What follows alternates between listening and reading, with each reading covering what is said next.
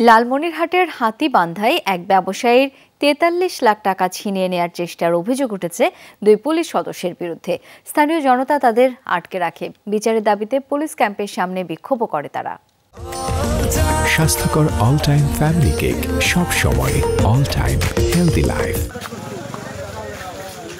লালমনিরহাটের হাতীবান্ধার সাধুরবাজার থেকে বুধবার সন্ধ্যায় মোটরসাইকেলে এক সহকারী সহ পাশের ডিমলা উপজেলায় যাচ্ছিলেন ব্যবসায়ী হাসমত আলী। পথে ফ্লাড বাইপাস এলাকায় চেকপোস্ট পার হওয়ার পর তাদের মোটরসাইকেলের গতিরোধ করে দুই ব্যক্তি। হাসমতের অভিযোগ, এক পর্যায়ে টাকা ভর্তি ব্যাগ ছিনিয়ে নেয়ার চেষ্টা করে তারা। ব্যাগ নিয়ে দৌড়ে চেকপোস্টের দিকে যাওয়ার চেষ্টা করেন হাসমত। চিৎকার শুনে এগিয়ে আসে আশেপাশের লোকজন, আটকে রাখে দুজনকে। এ সময় তারা নিজেদের পুলিশ সদস্য বলে পরিচয় দেয়।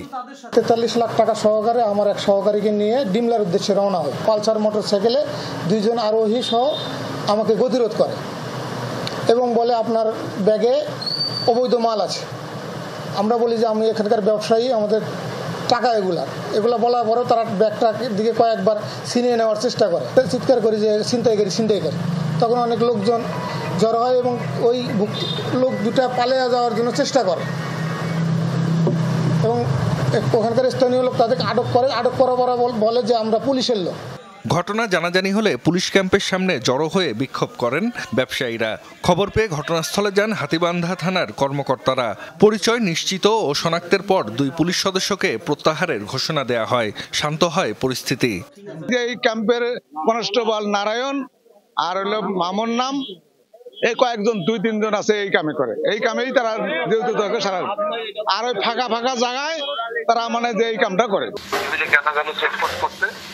এই কারণে ওকে ক্লোজ করছে আর তারপরে এটার তদন্তপূর্বক যে ব্যবস্থা আছে সেটা ঠিক। প্রত্যাহার করা দুই পুলিশ কনস্টেবল নারায়ণ বর্মন ও মামুন মিয়া দোয়ানি পুলিশ ক্যাম্পে কর্মরত ছিলেন।